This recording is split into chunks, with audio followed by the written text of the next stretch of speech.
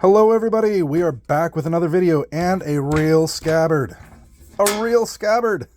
Ha ha ha! Oh, look at this. Actually, what I ought to do is show you, look at this. Now, I can rattle it out. See? I can rattle it out. But it holds itself in place very nicely. And the accessory tools are, gosh, they're really good. You see? On this side, we have the utility knife. And on this side, we have the combination slot for the needle, which is what this one is. The needle, or excuse me, no, the pricker or awl. Yeah, this is the pricker, which was basically a skewer. I'm pretty certain this could also act as a steel, a sharpening steel, but this was a skewer for poking, carving, potentially eating in substitute of a fork. That would be what we use currently. But yeah, useful thing. And then the needle over here. What I did not expect, get out of there, is that the needle, I made these two intending for them to be the same, but actually they are not. The pricker is slightly, very slightly smaller because this needle has a problem with sticking. It's like I can force that all the way in, but then I'm going to be wrestling with it for like 30 seconds to get it back out. So I'm not going to do that. But all of these accessories, no, I'm sorry, loud. All of these accessories need sanding. They are at a working finish right now. They need a finally sanded finish. That you can see. I mean, they were filed. You can see facets actually in what should be a round surface here, and so that has to come out with hand filing. There's just no way around it. So there will be additional filing.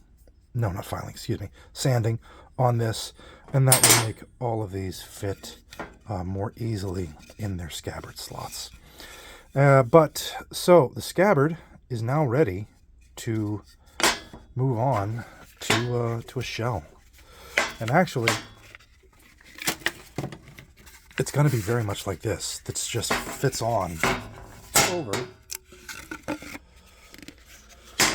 Very similar. So you can see we hit the size target pretty dead on. So I'll be making a metal shell, very much like this one, to fit over this. And there will be a second piece. Actually, this metal shell would be is wrong. This roping up here actually belongs to a second piece. It fits over the primary dagger scabbard. Fits like a sleeve, and then covers up this area right here with the utility slots, and then covers up the seam with the shell using this roping. And this roping is actually what conceals the joint between the two. And then it'll be pinned on the back. We've got a picture, I think from the Wallace.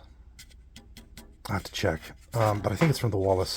But it clearly shows that the two pieces are pinned, or actually might be screwed. But again, check on that later. So the shell will be a single piece of metal. Well, actually, there's two ways to make a shell. One was that a single piece of metal was wrapped around and brazed up the back. And that single piece of metal usually sits over, the seam is over off the one side. It's not usually up the middle, although I've seen one example like that. The other way that this happened was for there to be a bottom piece. And on the one I've seen, the bottom piece was shaped like a C and was fit to size, and then the shell came over and it was brazed, and then it was the shell overlapping the bottom C shape. I think I've also seen one where the top round piece of the shell was actually crimped over on the bottom, and then not sure if that happened before or after braising, but so we'll see about that. And then these decorative ropings are made and then applied and braised on. The same with the finial.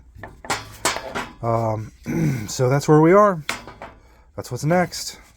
I suppose immediately next is I round out all of these corners and make it closer to this half moon shape. And I have to trim this down.